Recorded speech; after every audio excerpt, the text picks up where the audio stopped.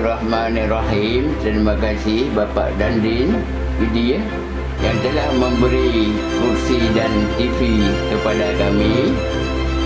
Dulu tidak ada TV, sekarang sudah ada. Terima kasih.